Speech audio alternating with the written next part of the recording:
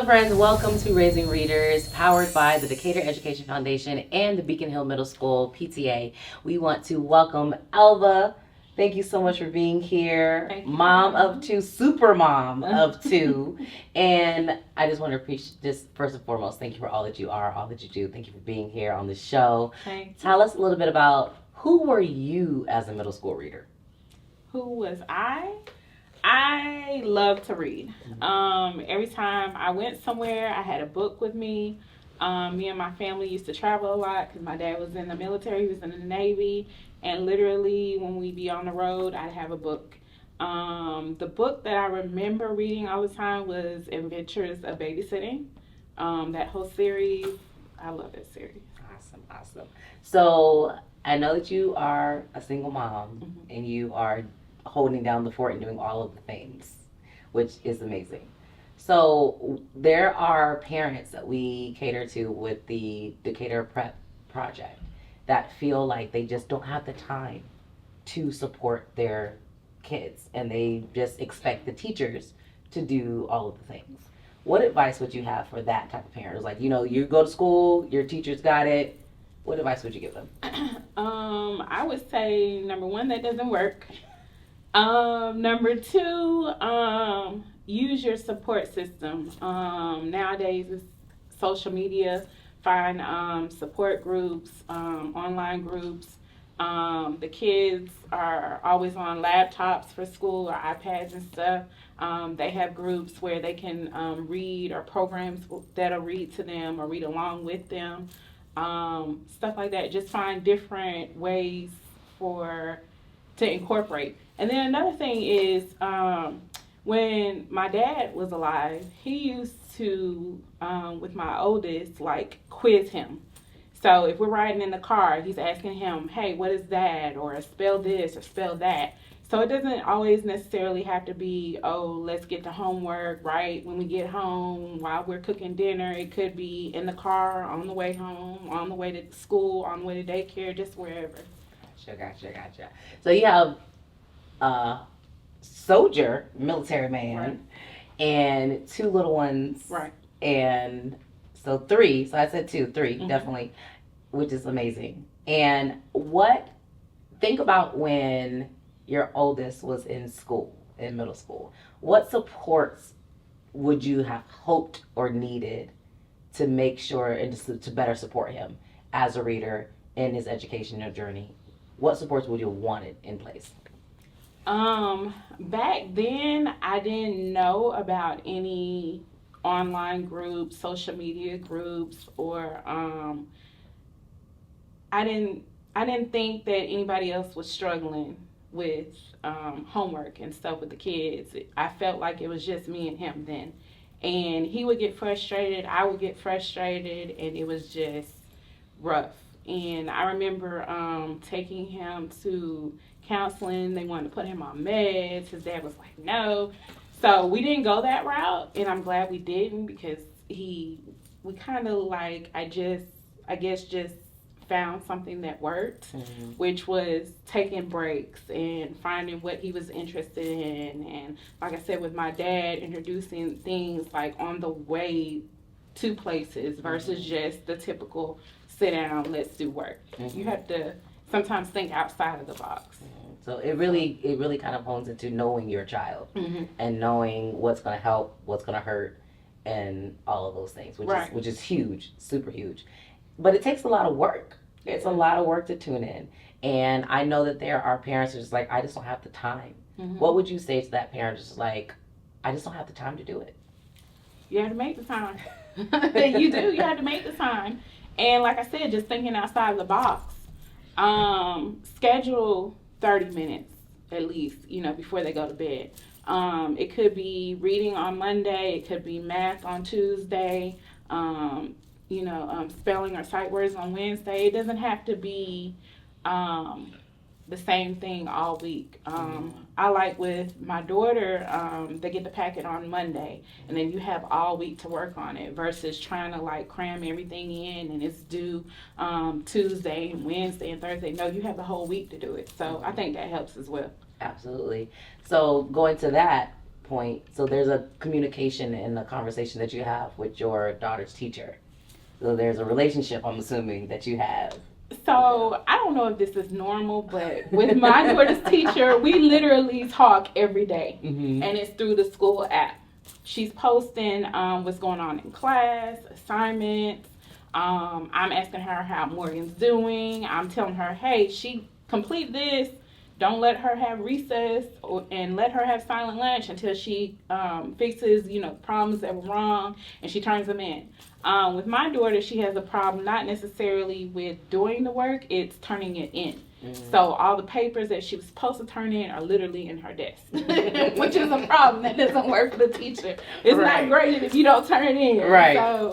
So yeah, it's constant communication and relationship with our teachers. Absolutely. So what made you realize that was an important piece? Like, your child, but what made you like, you know what, I also need to have a conversation with this teacher? So it's really a trial and error. And like you said, every child is different. I have to admit that last year I was that parent who said, let the school handle it. I don't have time. I'm a full-time working mom. By the time I get my kids to the house, it's 7 o'clock. I got to cook dinner, try to get them in bed at a decent time, bathe and all that stuff. And I'm like, I just don't have time to do the homework. Well, because of that, she ended up failing 3 classes last year. And I said, this year, and I was candid with her teacher, I was like, I can't do that. And that teacher actually did a Zoom at the beginning of the school year. And there were parents on there that want to be involved. And I learned from that Zoom that I wasn't the only parent that felt that way. Mm-hmm. And so that's why her teacher has things structured where it's spread out. And she has that open door policy where you can, put in the app or text, from your phone or whatever, any time of day, any questions, just anything. Mm-hmm. So this year is better than last year. I'm more involved. I'm more dedicated. Like I said, I don't have, and parents don't have hours to do homework. Mm-hmm. But 30 minutes here and there, helps. Absolutely. So just chunking it and breaking it down, mm-hmm. and not putting so much stress on you that it's just like, I have to get all the things, right. I have to do all the things. Right. Which is important as a parent to right. know that you're not supposed to be their teacher, but right. you do have to be their supporter. Right. And that's huge. And I have seen a growth in Morgan, even just I think the mere idea of being involved, mm-hmm. of knowing that my mom cares about my education kind of elevates their even want to. Would you agree with that? I agree. Yeah, I think so. And I think that there's and also, well, I'm going to talk to my teacher anyway. So Right. So I'll pick her up in the afternoons and she's like, Mama, her teacher's name is Miss Mays. Miss Mays said she's going to call you and tell you, X, Y, Z. And I'm like, oh, we've already talked. We've already talked 6 times a day. She's like, really? Yes. I already know. Absolutely. I'm in there. I am in the know. Absolutely. And I think, so what would you say, have you seen a difference in the student that you had last year and the students you have now that you have made this shift in actually being involved? Have you seen just like from an social emotional kind of standpoint, have you seen a difference in her? Absolutely. I think the year before it was adjustment for her because she was doing virtual because of COVID. Mm-hmm. And then last year was an adjustment trying to get back, to the normal classroom type thing and, parents. Everything was just an adjustment for everybody. Mm-hmm. I feel like now she's finally settled in. She realized what's important. She realizes, her schoolwork is important. These tests are important and that she needs to try to retain the information that she's learning. So. Mm-hmm. So how do you do that as a parent? How do you support that piece? Because there has to be, I feel there has to be like a click. Like, you have to realize this is important, and I know that it's important, and so now we're working together. Like, how do you support that mindset for a student? So I reinforce how important it is regularly. With her, she's in third grade, so she has that milestone test at the end of the school year. And she knows that I'm concerned with making sure that she's doing her best. She's not rushing through it, trying to get to the next task, that she's really focusing, reading, and answering the question to her best ability.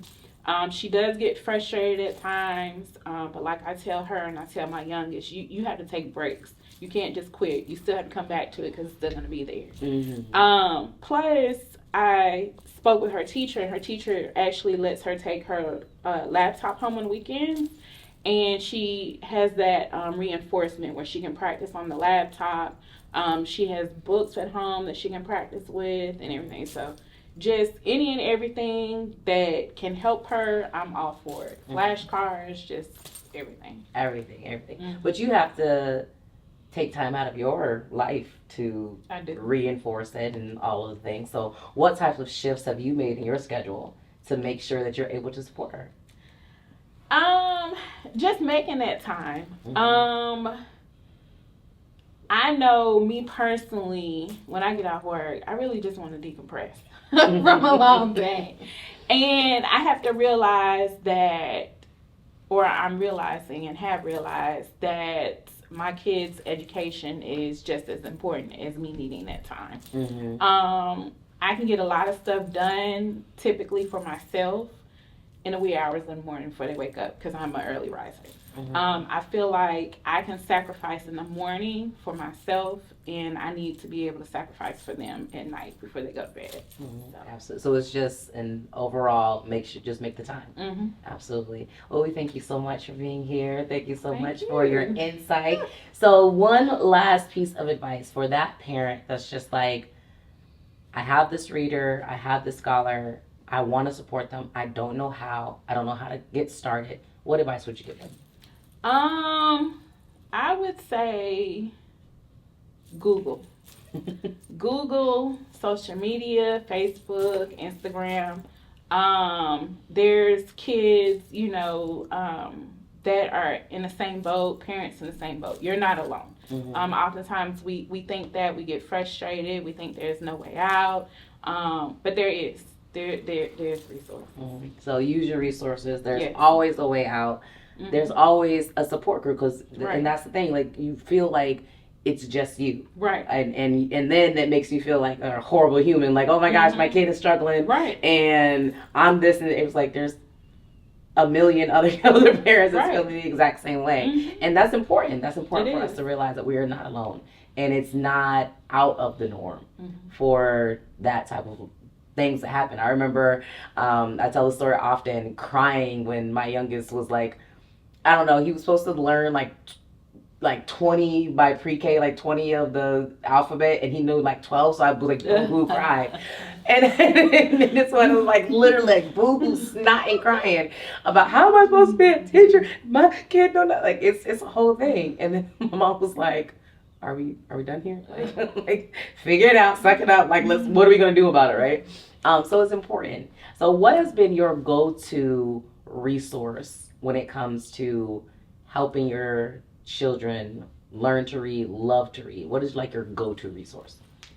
So my youngest is 4, and then Morgan is 8, and because she's in elementary school, she's always having events and everything at school versus the youngest just going to daycare, not having the same resources.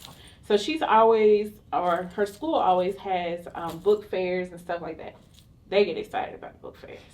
So they get excited about picking out books that they're interested in, and I feel like that helps reinforce when it's not necessarily a book that they're interested in that they have to read for school or class, that they're like, okay, if I read this for school, then next time I get to read the book that I picked or the book that I got from the book fair.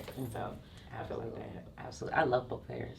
Yeah. Kids are super, you're right. It's like, it's one of those things, it's like, I remember getting excited when I was in school about the book fair, and I always wanted all of the things. Mom was like, you got this $20. You better make it work. And for some reason, that doesn't work for me. Yeah, it ends up being over 100 every time we go. And with Morgan's dad, I'm like, yeah, I got it last time. This is your time. So, yeah. So utilize the book fairs. Absolutely. Awesome, absolutely. Well, thank you so much for being here. Thank you you so much for watching another episode of Raising Readers. We certainly appreciate all that you are and that you do. We also want to give a special shout out to the Decatur Education Foundation and the Beacon Hill Middle School PTA for making this possible. Thank you so much for watching.